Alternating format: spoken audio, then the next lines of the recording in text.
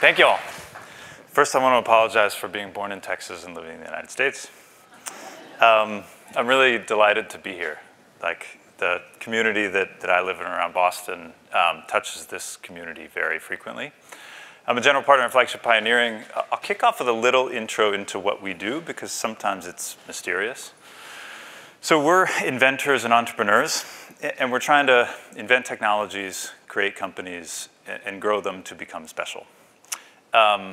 If those things were easy, then everybody would do this. I think this group is united around this conference because there's some sort of masochistic gene that leads us to have an affinity for these acts. They're really hard. We particularly try to do this in places that are distant from the immediate adjacencies to what has come before. The term pioneering is a biological one. Pioneering species are able to establish in nascent ecosystems or ecosystems post-disruption more efficiently. And we sort of think of startups that endeavor to do brand new things as being a cousin of those. So what I mean by the unknown is, particularly in a dynamic field like life right now, it might be higher risk to do things that are slight variations on what has been done before, because really smart people have been directing attention to those adjacencies. And you kind of have to be wiser, more fortunate, or at a moment in time where a new insight becomes available. By contrast, sometimes there are these like amorphous, distant, who knows what it means hints that the rules might change in a really big way. And those are the kind of things that we really love. Trying to figure out what are the future rules of biology that we don't understand today. And increasingly, those rules are appealing because they might not be accessible with human brains. So often our process starts with just curiosity of kind of reaching into the fog or wondering about what the future could hold. You hear people stating those in the form of what ifs. And underneath every flagship company is some version of an inquiry about whether a potentially crazy idea might be possible. So I'm going to walk you through a couple of those, but a uniting theme on the last panel, the previous presentation, and much of today is that we're transitioning from a world where human minds are discovering things from Mother Nature or engineering them with principles that we can directly access in our minds, to one where a new word is going to enter the lexicon in a similarly ubiquitous way. Not just ubiquitous in language and imagery, but in life science too. That word is generate. The ability of machines to match patterns and recognize the way that the world works in ways that our minds are more limited in grasping. And it doesn't take more than 10 seconds on a slide like this, and knowing that we have millions of human genomes that have been sequenced in the last 20 years, and if you walk into a life science lab, you don't see humans reading those genomes voraciously, to realize that there isn't a human mind on the planet that can glance at DNA code and extract quantitative function. Predicting whether one of these would cure you, kill you, or win the Nobel Prize is not a simple endeavor. And of course, that means that the information flow of life, of DNA to RNA to a sequence of amino acids that then fold themselves into an entity with function, has similarly been elusive to us. In your first biology class, you would learn this, and you might realize how profound it is that all of the quantitative functions of every protein in your body implicitly have those functions present in the DNA from which they arise. In some ways, the more biology classes you take, the easier it is to forget that that's a really, really big deal. And once we have mastery of how DNA encodes those functions, biotech is going to change. So what Flagship is most famous for is the creation of Moderna. Its what if was what if the centerpiece in the language flow of life could become a category of therapeutics. I'm going to start by introducing you to a company that's one step upstream, focused on the language of DNA. It's, of course, the code of life. We've made amazing progress seeing this code. We've made a much less profound amount of progress in writing this code. So if you were a child born tomorrow and you were missing these 10 pink letters, you probably wouldn't get to see your first birthday. If we could write those letters into that location with high fidelity, this child's life changes completely. They probably wouldn't remember the name of the disease they were born with. And this is an inevitable transition during our lifetime in medicine. In fact, you could kind of think of the information flow of life as having been the mountain we've been climbing in medicine, from small molecules drugging proteins, to proteins becoming therapeutics, to RNA becoming therapeutics. And in some ways, DNA is kind of like the final chapter. The best case scenario is you never get sick. And if you have a genetic predisposition to disease, that is erased. And genetic medicines are going to be the home for a really, really big fraction of those therapeutics. 10 plus years ago, the amazing acronym CRISPR and even more amazing technology was introduced to the world. It is an extraordinary pair of scissors. Most of you are probably familiar with it. And this has radically changed humanity's ability to ask scientific questions at the level of the genome and what it controls. When you break DNA, our cells don't like that. They typically turn off that gene. As a result, scientists for 10 years have been able to stroll through the halls of our genome and turn off light switches and see what happens. Therapeutically, this is also creating a first handful of cures. However, in genetic disease, most of the time when errors creep in, the technology stops working, as opposed to becoming hyperactive, where turning something off for life would be the cure. And in those scenarios where a gene has stopped working, usually what you need to do is go in and be able to write a correct sequence in that location.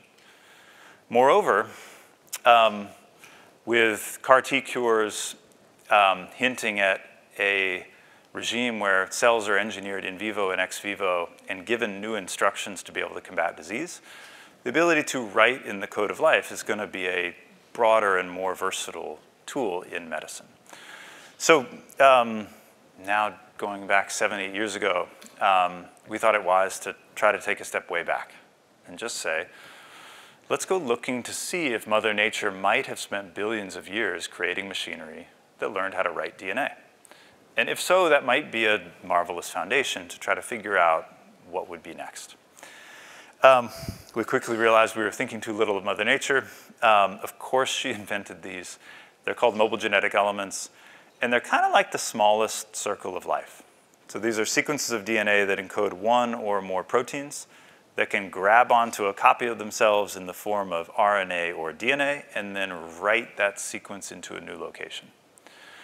And not only do these exist in some obscure thermal vent or nook in nature, these are the most abundant sequences in all of life as we know it. They built half the genome of everybody in this room, similar chunks of the kingdoms of life around us. So we surmised that it was almost insulting to ask whether she invented these. The question was really, which still work and didn't break down billions or millions of years ago? Which could work on the human genome? Of those, which could we program? In nature, these write their own code into a given location. That is probably a Jurassic Park style bad idea of introducing something that can rewrite and change its location and propagate, but instead would have the capacity to write a desired sequence into a desired location. So we've particularly focused on a category of mobile genetic elements called retrotransposons.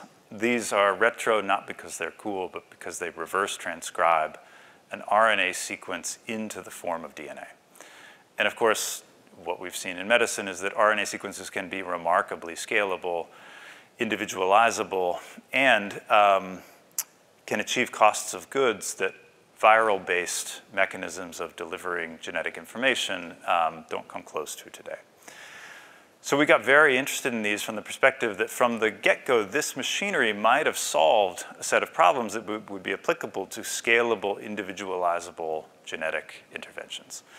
And the way these work is marvelous. So we call the compositions that we create inspired by retrotransposons RNA gene writers. We coined the term gene writing because they literally write DNA one nucleotide at a time.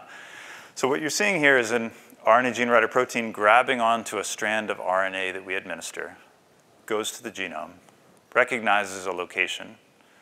If the RNA hybridizes to that site, it activates a reverse transcriptase domain, which then one letter at a time reverse transcribes that RNA into the form of DNA.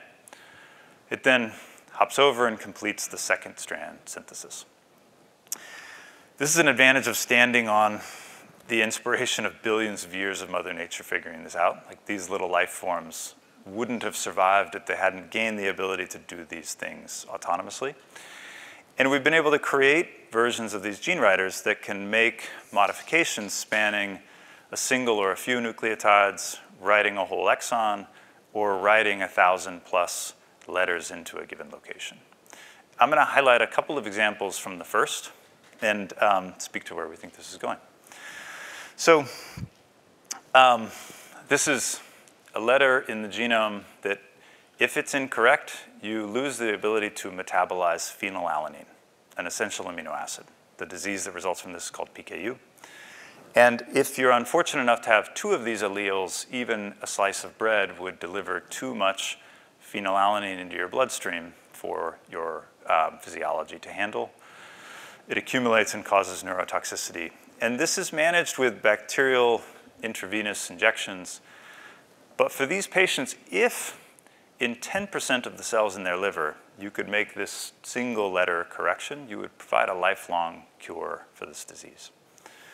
We've been able to create gene writers that are able to, with a single intravenous administration, do this in 40% of the hepatocytes in a non-human primate's liver. Now, in medicine, it's always worthwhile to be very skeptical of preclinical data. It's more often misleading than not. In the realm of RNA therapeutics, genetic indications, non-human primates have been remarkably predictive of ensuing clinical success. Something like 70% of the compositions that have worked in non-human primates go on to work in the clinic. That's in stark contrast to the rest of medicine, because in the rest of medicine, we're usually trying to figure out whether a molecule influences a model of the disease while recognizing we don't really understand the disease. So a molecule influencing a mouse that looks like it has Alzheimer's is very different from diseases that we've known the causal genetic basis for decades. This is one we're even more excited about. So this letter, if erroneous out of 3 billion, causes the most abundant genetic disease on the planet. It's called sickle cell disease. This has been the home for the first cures with CRISPR and other technologies in the gene editing era. Currently, those require a hematopoietic stem cell transplant, full myeloablation or destruction of your immune system.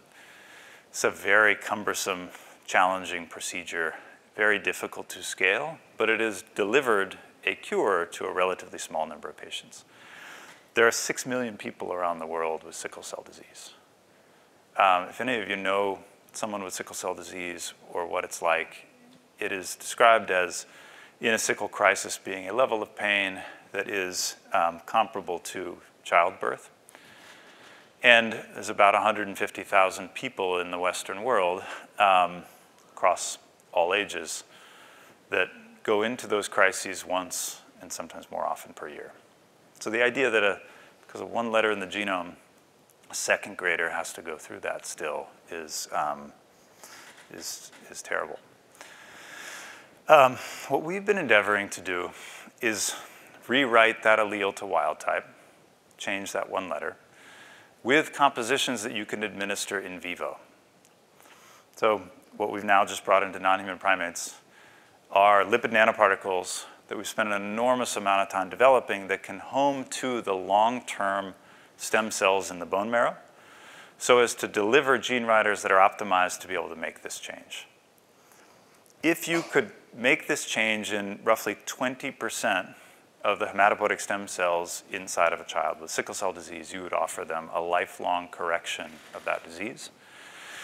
Single administration in non-human primates is now hitting 30%. we're still optimizing this too. We have 3 or 4 levers that we think can push this yet higher. So I want to zoom out and just kind of lead you to dream a little bit about where genetic medicine is probably going to go. In fact, we're already seeing examples of this. So when you get to the level of DNA, there's the capacity to intercept disease, prevent disease from taking place. But the latter is often not talked about as much. In fact, by sequencing millions of genomes around the world, it's become clear that if you're lucky enough to have the 3 nucleotides on the left side of the slide, you have vaccine-like protection against ever having a heart attack. If you're lucky enough to have the allele on the right side of the slide, you have vaccine-like protection against ever having Alzheimer's disease. We're at millions of genomes today. That's going to go to billions. And humanity's insight into how we might prevent disease from happening if we can write into the cells around our body is going to expand in some really marvelous ways.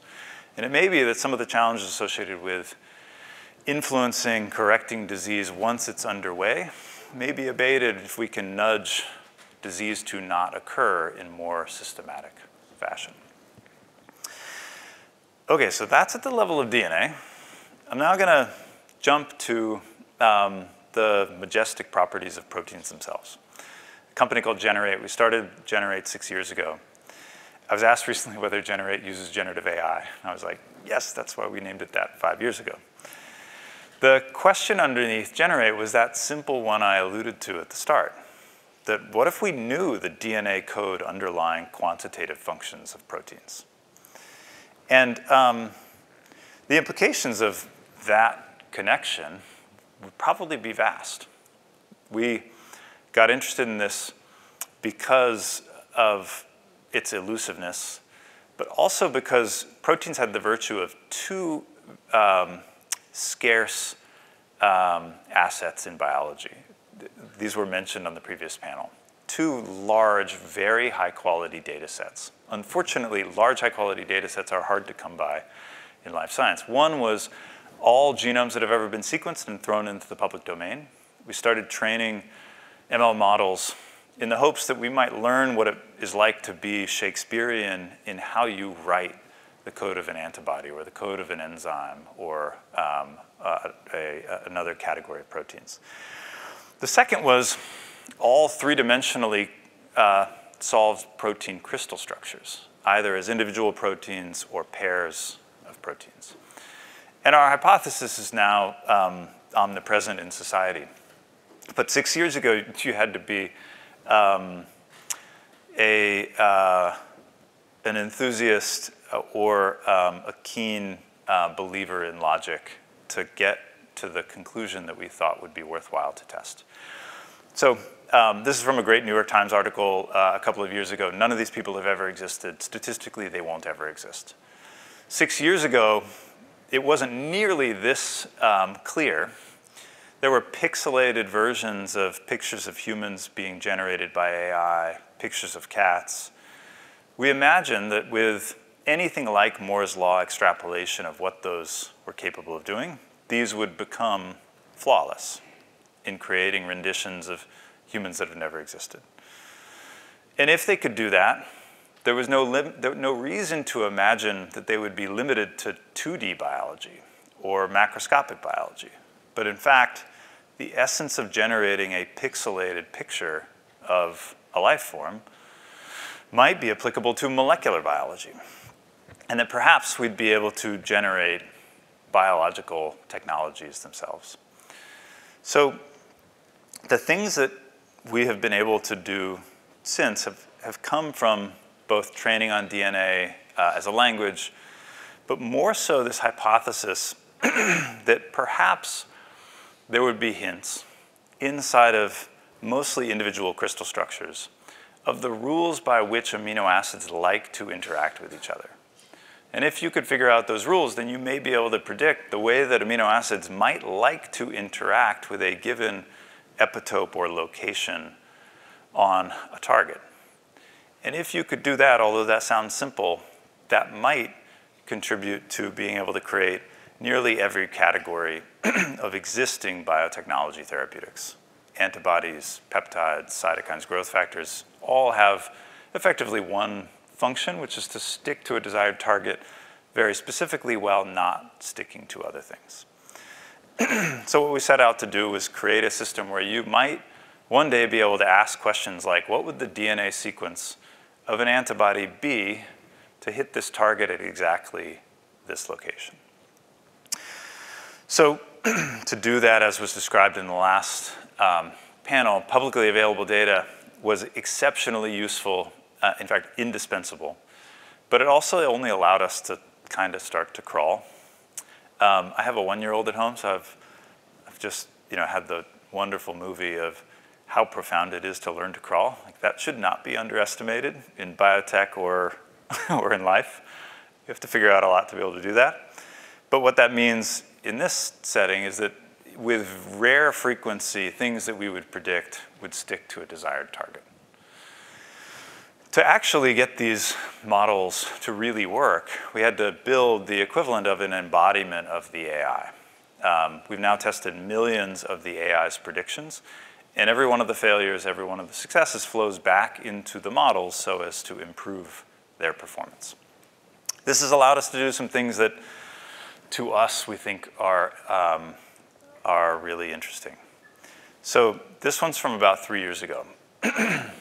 When I was still the CEO of Generate, we challenged the team to take the top $50 billion of antibody therapeutics and generate antibodies that would hit the exact same target at the same epitope with the same structural conformation at the interface, same binding pose, comparable or better affinity, without going anywhere near the parent intellectual property.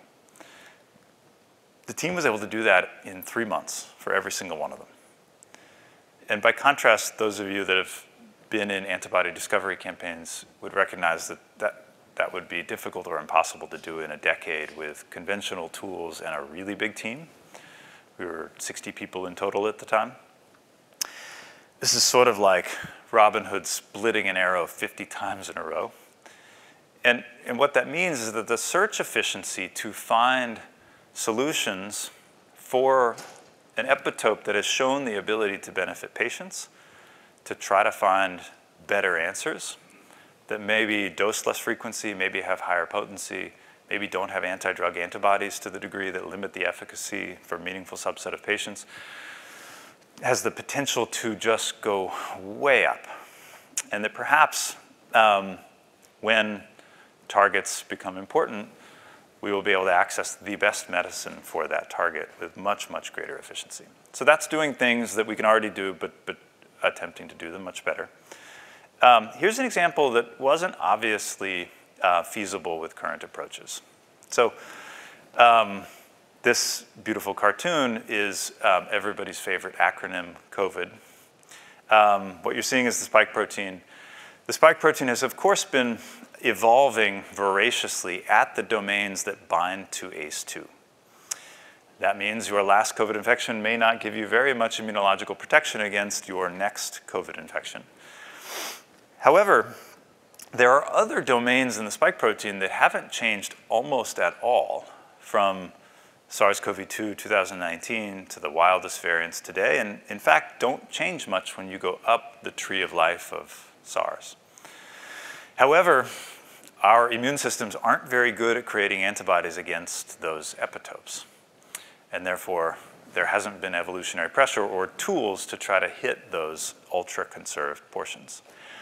These portions happen to reside in the component of the fusogen that does the most important thing, which is fuse the virus's membrane with your membrane, allowing the virus to get access to the inside of your cells. So we hypothesized that maybe if generative AI could find antibodies to hit that portion, they may be able to help us have much longer lived interventions against a rapidly evolving pandemic. And they might prohibit that most important step of getting into our cells in the first place. Antibodies from the 2 categories that I just described, we've now brought into clinical trials. We have an S2 domain SARS-CoV-2 antibody that is in a phase 1 trial right now. The We have an antibody for severe asthma that we've brought forward as well. So those are antibodies. We've also shown that these are applicable to other protein, either individual monomeric constructs or polymeric ones, or multimeric rather. So I want to leave you with the idea that we might be on the cusp of a quite meaningful increase in the rate at which biotechnology at the level of proteins can do things that we haven't been able to do with either physics or our human brains thus far. And if this is just the beginning, then what's ahead has the possibility of being really marvelous. So as someone who's been in the coal mines of life science labs for 20 years, I've never been more excited about what's about to come. And it's really delightful to be here to share some of what we're up to. Thank you all for the time.